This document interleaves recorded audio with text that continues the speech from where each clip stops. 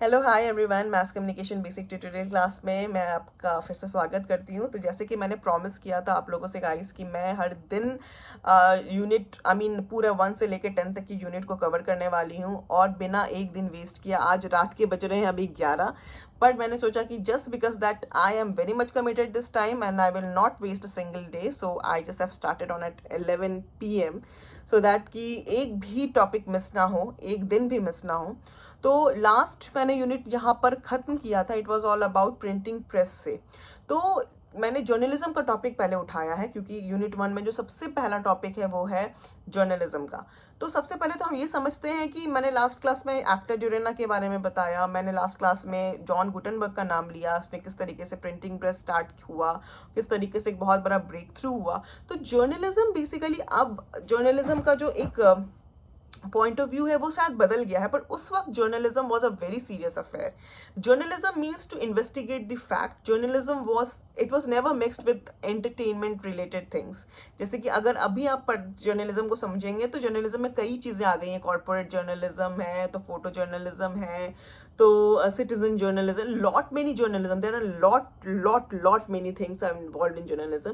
But that very time journalism means a serious affair completely. Like journalism अगर है, इसका मतलब है कि आपको कि अब लोगों को मोटिवेट करना है। जर्नलिज्म है मीन्स लोगों में अगर कोई अत्याचार हो रहा है उस चीज पर आपको आवाज उठानी है।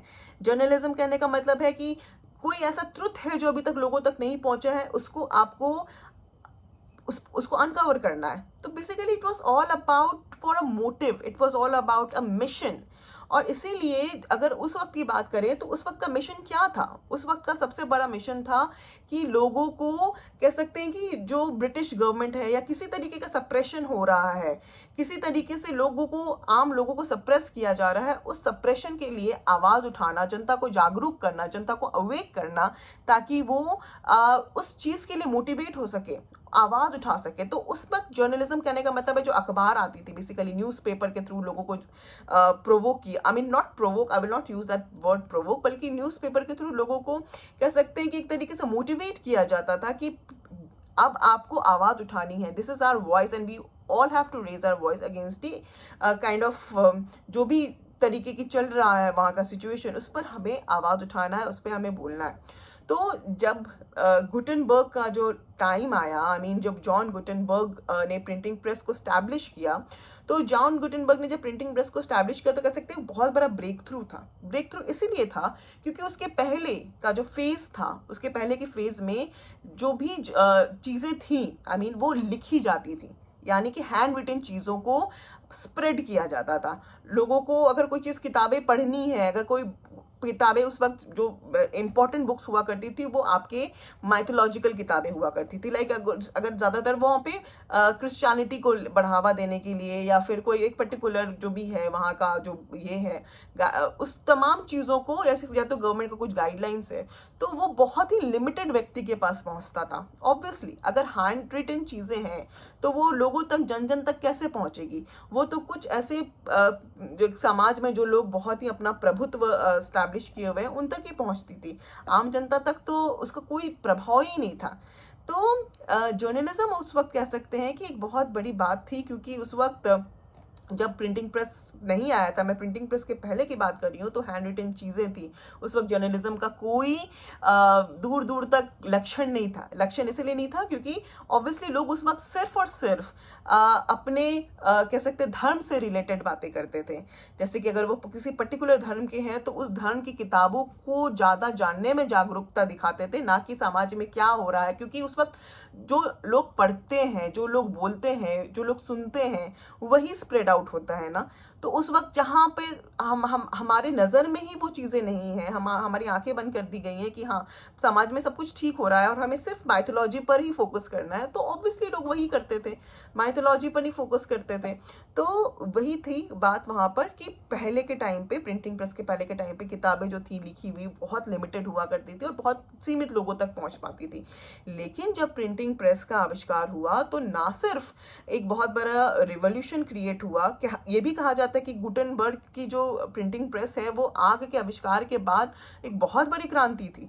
उसे एक बहुत बड़ी क्रांति का नाम दिया गया था, क्योंकि उस वक्त लोग कह सकते हैं कि बहुत पढ़े लिखे नहीं थे, और उस वक्त जब प्रिंटिंग प्रेस आया तो लोगों में पढ़ने की इच्छा जागरूक हुई, और लोग पढ़ने की इच्छा के साथ साथ लोगों में कह सकते हैं लिटरेसी लेवल भी बढ़ा, क्योंकि लोग चाहते थे कि एक नई किताब आई है, लोग पढ़ रहे हैं, मैं भी पढ़ना चाहता हूँ। तो किसी भी एज के लोग उस वक्त पढ़ने के लिए इंटरेस्ट दिखाने लगे, वो बहुत बड़ी बात है। तो इस तरीके से कह सकते हैं कि वुड ब्लॉक्स जो होते थे उस वक्त, आई मीन प्रिंटिंग प्रेस के पहले, बहुत टीडियस प्रोसेस था, बहुत बड़ा एक तरीके का वुडन बॉक्स हुआ करता था, उसमें इंक डाला जाता था, उसमें बहुत तरीके की और चीज़ें डाली जाती थी, उसको प्रेस कई लोगों की मदद से उसको हाथ से प्रेस किया जाता था, फिर जाके छपाई होती थी, और बहुत मुश्किल प्रोसेस हुआ करता था। उस वक्त छपता भी नहीं था, ज़्यादा चीज़ें छपती भी नहीं थी। लेकिन जब प्रिंटिंग प्रेस आया तो सबसे पहली किताब जो निकली गुटेनबर्ग के इससे प्रिंटिंग प्रेस से, वो थी बाइबल। ये हमेशा याद रखिएगा। तो अराउंड 1456 में बाइबल छपकर निकला, और इस तरीके से लोगों को में पढ़ने की जो जागरूकता है वो स्टार्ट हुई। और गुटेनबर्ग बहुत ऐसा नहीं था कि ये कह सकते वो बहुत अमीर और वर्चस्व रखने वाले व्यक्तियों में से आते हैं, और प्रिंटिंग प्रेस के बाद तो उनका और वर्चस्व बढ़ गया। तो इस तरीके से कह सकते हैं कि वो बहुत लिटरेसी वर्क जो है वो फैसिलिटेट किया गया, कल्चरल कह सकते हैं डायमेंशंस लोगों में बढ़ा, लोग एक दूसरे के कल्चर को समझने लगे, लोग एक दूसरे के चीज़ों को समझने लगे, भांपने लगे, एक दूसरे के लिटरेचर को समझने लगे, एक दूसरे के कल्चर आई मीन माइथोलॉजीज की बुक्स को आदान प्रदान होने लगा। तो इस तरीके से कल्चर का भी डिफ्यूजन हुआ, एक तरीके से लोग समझने लगे कि हाँ, हमारे अलावा भी और कितने टाइप के कल्चर हैं, और कितने टाइप के लोग हैं जो डिफरेंट डिफरेंट गॉड्स में बिलीव रखते हैं। तो इस तरीके की किताबें लोग में पढ़ने में जागरूकता दिखाने लगे। और जब ये प्रिंटिंग प्रेस के बाद कह सकते हैं कि गवर्नमेंट किस तरीके से आगे बढ़ी, तो मतलब ये अगर अब मैं यहाँ प्रिंटिंग प्रेस को यहाँ पर अगर मैं ख़त्म करूँ, तो सीधे मैं आऊँगी उस वक्त वहाँ पर जहाँ पर इस प्रिंटिंग प्रेस को किस तरीके से लोगों ने इस्तेमाल किया, सरकार ने किस तरीके से इस्तेमाल किया, और सरकार ने इसको कब्जा कर लिया, कह सकते हैं। क्योंकि इसलिए कब्जा कर लिया क्योंकि उन्हें लगने लगा कि अब ये प्रिंटिंग प्रेस अगर लोग जन जन तक पहुंचने लगेगा तो वो हमारे खिलाफ आवाज़ उठाएंगे, और हमारे सरकार के खिलाफ जो हम कर रहे हैं उस चीज़ों को लेकर कई तरीके की बातें होंगी, लोग हमें क्रिटिसाइज करेंगे, लोग हमें बदनाम करेंगे। तो इस डर से सरकार ने प्रिंटिंग प्रेस को किस तरीके से हाईजैक किया। और इस क्रम में कई नाम आते हैं, जिसमें कि पहला नाम अगर मैं लूँ तो विलियम बोल्ट्स का है, दूसरा नाम लूँ तो जेम्स ऑगस्टस हिकी का है, ठीक है।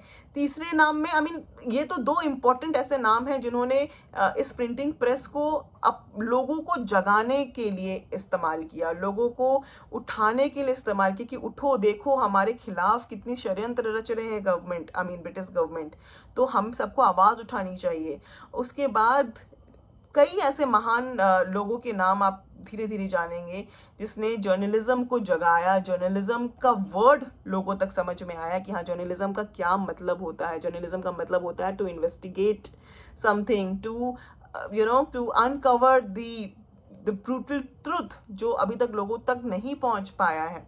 तो विलियम बोल्ट्स जो थे वो ब्रिटिश गवर्नमेंट के ही एक्स एम्प्लॉय थे, और उन्होंने जो पलासी का युद्ध हुआ, पलासी के युद्ध में भारत पर कितनी क्रूरता की गई ब्रिटिश सरकार के द्वारा, उन्होंने अपने आंखों से देखा, और उन्होंने वो तमाम जो चीज़ें देखी उसको सीक्वेंस वाइज उन्होंने एक किताब निकाल दी जिसका नाम था the consideration on Indian affairs. और वो कंसिडरेशन ऑन इंडियन अफेयर्स जब आया, ये अगेन बहुत बड़ी नॉलेज है जो आपके एग्जाम में भी पूछी जा सकती है, विलियम बोल्ट का नाम, the consideration on Indian affair. उसमें उन्होंने वो तमाम चीज़ें हाईलाइट की कि किस तरीके से ब्रिटिश गवर्नमेंट कह सकते हैं कि एट्रोसिटी कर रही, किस तरीके से क्रूरता दिखा रही है भारतीयों पर।